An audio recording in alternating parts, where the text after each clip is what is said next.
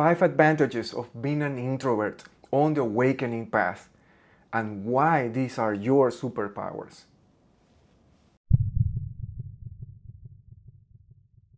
Hi, my name is Angelo. I am an introvert. If you know about MBTI, I am an INFJ.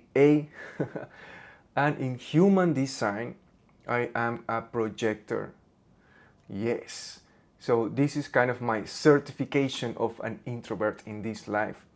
I strongly suggest you, if you are a creative soul, an introvert artist, introvert creator, check these 2 self-assessments. They are free, MBTI, and you can understand more about yourself, and human design, that is a very beautiful, a little more complex. It may take a little more time to understand, but I really suggest you start to explore that now. And one more thing before I give you the 5 advantages or superpowers. Never label yourself, okay? Never follow or keep one result of one assessment and label or tattoo yourself like you are that. We are way more than a result of one assessment or test. Yeah? Our life is very beautiful, can be sometimes complex. So this channel, Create from Love, and these messages are for you, especially introvert creators, creative souls, positive messengers, because I know we need guidance. And by the way, most of the population are extroverts or want to become extroverts. They are the builders, the workers, the hard workers, the hustle mindset people.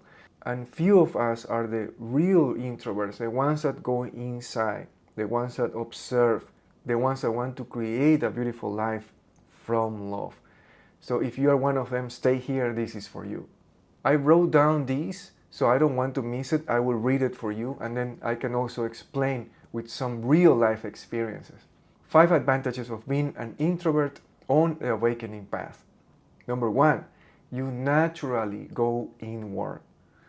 While others seek answers outside, you already know where to look at.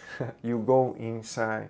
Yeah. Sometimes it can be a curse, our overthinking, but there are ways to manage that, believe me. And here in my channel, I have been sharing already many ways, many techniques, meditation, breathing techniques that can help you.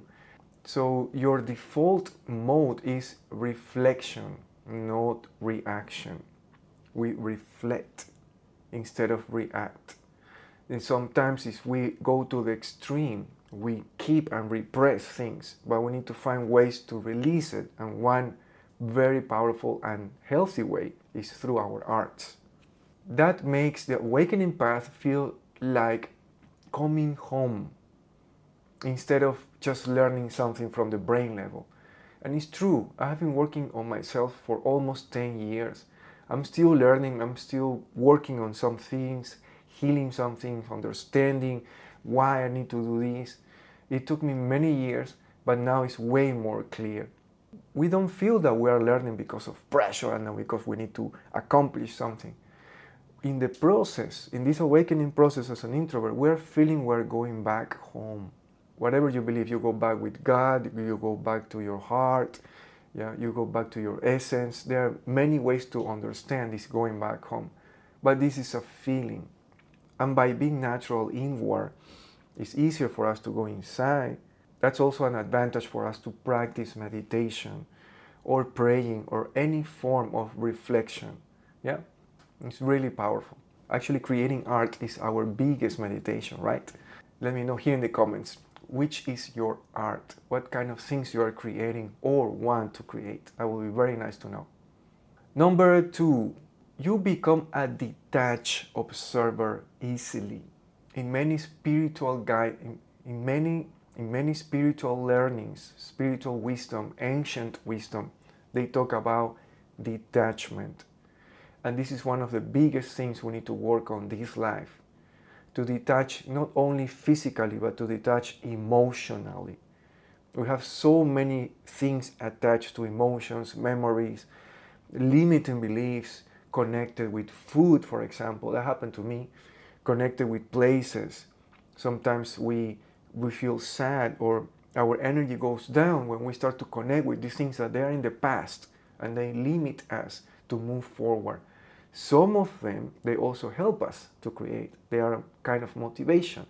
But again, the most important thing is for you to be aware and be able to create a space and detach. That also applies for our thoughts. When we are overthinking, but we know we are not our thoughts, we can detach because you are the soul, you are the king or the queen. Yeah, your mind, your body, they are your best friends. So we need to be able to detach from that, take care of them, love them, and use them because they are serving us in this life. So talking about detachment, for example, we can spend years observing people. We start to understand the patterns of ourselves. We start to connect things, right? Connect dots and understand, oh, why this is happening. And also we start to see the patterns on ourselves and others without getting lost in that. We also watch and observe, but we don't get involved. And this is not about running or something. This is a kind of our natural design. In human design, if you check, there are some profiles. One of them is the opportunist or the observer. This is the kind of a person that goes and stay in an upper position and observe what is happening around. But it's not just because doesn't want to get involved, but because it's also learning and it's observing and understanding what is happening. And then in another stage of their life, they go down and start to become a role model because he or she already learned, and it may have more clear the passions, vision, and vision to use in life. It's a little more complex, but if you have been following me, you can check other videos here. You will understand more. All these videos I'm sharing, all these messages I'm sharing, they are part of a big system for us to become better human beings, to create more beautiful things from the heart. And also, as I mentioned, detached observer is maybe one of the most powerful self-awareness state. We also call soul conscious state. Then when you are observing your thoughts and then you don't let the overthinking control you or drain your energy.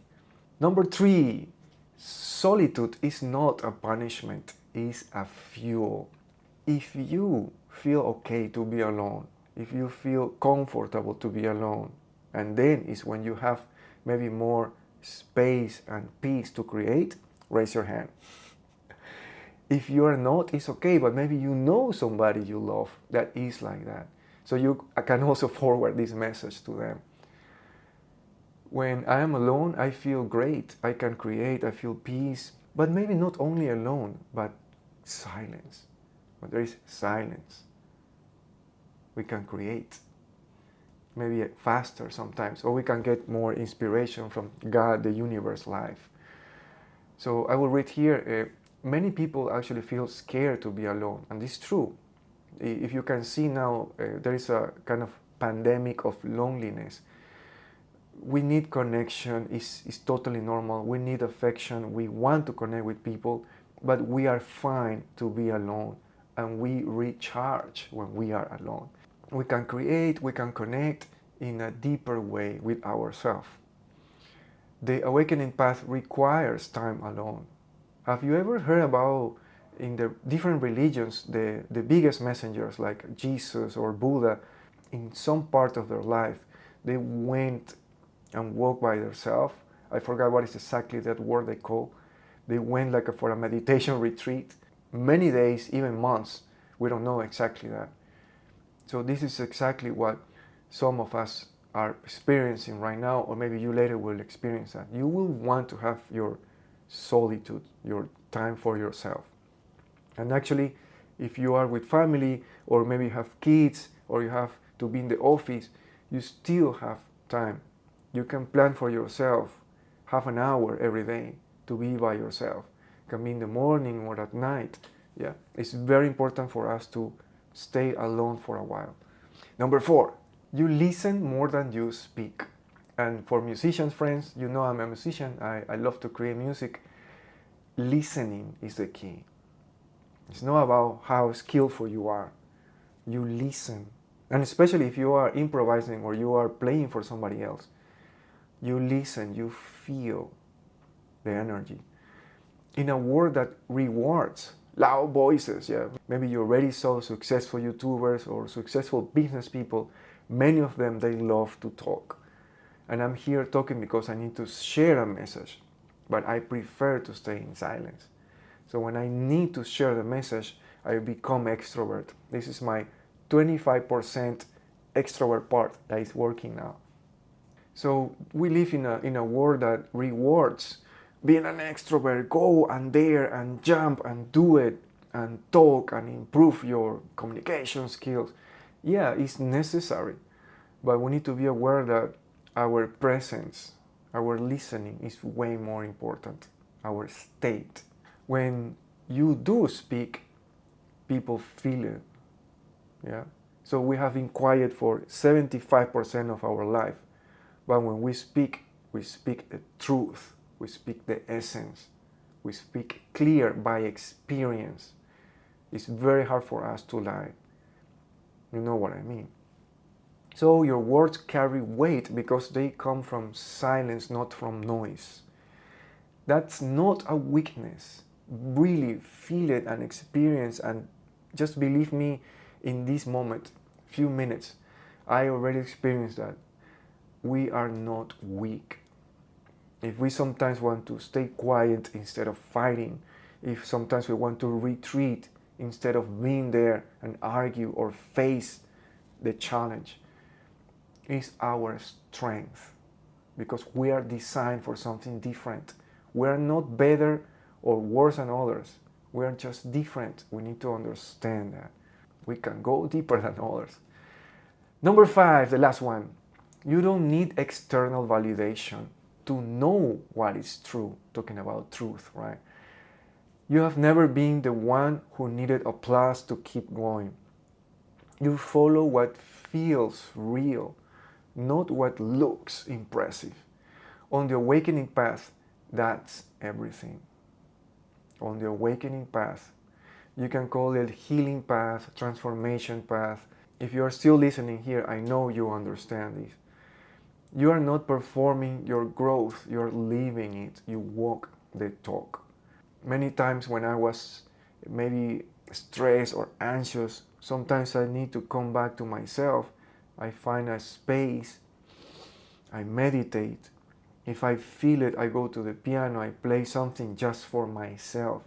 I remember when I was little and we have some visits, some friends from my family, they come home. My mom, my dad, especially my dad, he told me, oh, please come out and play for them, play the piano. I used to hate that. Literally. The piano was outside, yeah, in the living room. So when people come here, they see the piano and then my dad invites me to play. And I really hate that many times. But then I say, okay, I go there and play. But then there was a period of time that I brought my piano, it was electronic piano by the way, inside my own bedroom. So nobody bothers me outside. And I was creating, I was experiencing just for me, just enjoying the process. Yeah. So I hope this is useful for you, introvert, creative soul, positive messenger. I love you. You are not alone in this process. Yeah. And remember, our introversion is not a weakness, it's a superpower. And there are many things that we can do with that. These are just 5 things that come to my mind now, and I'm sharing with you by experience. I love you. Take care of yourself. It's very important. And remember, you are beautiful. You are magical. And you are free.